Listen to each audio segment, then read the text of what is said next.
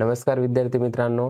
मागच्या काही दिवसांमध्ये आरोग्य विभागाची जी भरती आहे त्याच्या संदर्भात काही परिपत्रक जे आहे ते प्रसिद्ध होत आहे.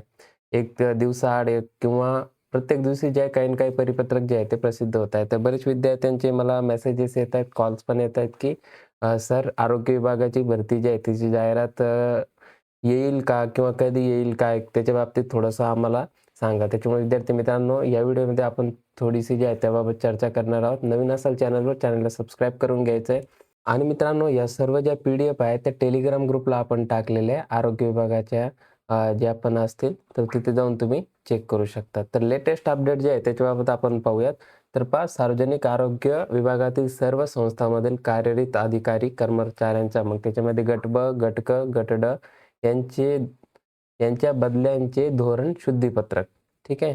प्रस्तावना दिली, तर प्रस्तावनामध्ये पहा, सार्वजनिक आरोग्य विभागाच्या अधीनस्थ असणाऱ्या आरोग्य संस्था व कार्यालय मध्ये कार्यरत असले या तिन्हीमधील गट ब, गट क, गट ड मधील अधिकारी कर्मचारी यांच्या बाबतीत बदल्यांचे धोरण, कार्यपद्धती आणि निकष हे जे आहे ते निश्चित करण्यात आलेले आहे. सदर शासन निर्णयाची अंमलबजावणी अधिक प्रभावीपणे होण्याच्या दृष्टीने सादर शासन निर्णयामध्ये काही अनुषंगिक तरतुदींची भर घालणे व काही तरतुदींमध्ये सुधारणा करणे आवश्यक असल्याची बाब आरोग्य सेवा यांच्या निदर्शनात आणून देण्यास आली. त्यानुसार एका जी-आरमध्ये सुधारणा करण्यात आली आहे.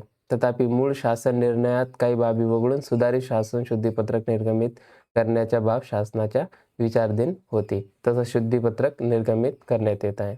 तर यामध्ये प्रत्येक वर्षी गट क आणि गट ड या संवर्गातील कर्मचाऱ्यांची विनंती, बदल्यांचे प्रस्ताव प्राप्त होतील आणि त्यानुसार नियमानुसार कार्यवाही करण्यात येईल. तर अशा पद्धतीने मित्रांनो वेगवेगळे जे आहे ते शुद्धीपत्रक असेल, काही बैठकांची जी आहे ती नोटीस असेल, असे प्रसिद्धीपत्रक जे आहेत ते प्रसिद्ध होत आहे. तर आता पहा, ही आरोग्य भरतीची जाहिरात जी आहे ती मित्रांनो प्रसिद्ध होणारच आहे आणि या सर्व गोष्टी ज्या चाललेल्या आहेत त्या जाहिरात प्रसिद्ध होण्याच्या आधीची पूर्वतयारी आहे. तर पहा, काही नवीन संस्था निर्माण करण्याचा पण त्याच्यामध्ये विचार आहे. म्हणजे नवीन हॉस्पिटल्स वगैरे वगैरे होतील, पी-एच-सी असतील एक्सेट्रा.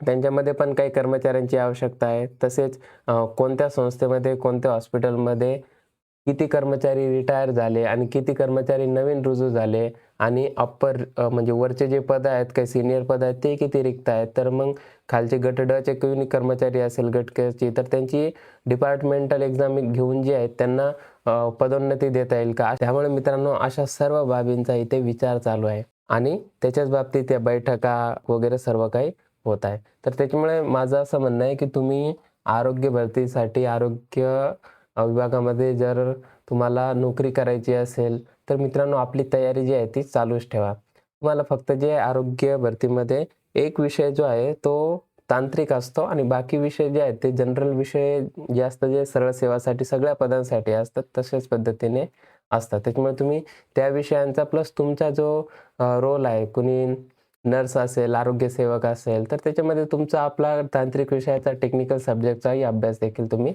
चालू ठेवायला पाहिजे. भरती जी आहे ते मित्रांनो होणार आहे, कारण की पदं भरपूर रिक्त आहे आणि पदं भरणं जे आहे ते आवश्यक पण आहे. त्याच्यामुळे भरती 100% होणार आहे. तुम्ही आपली तयारी जी आहे सुरू ठेवा.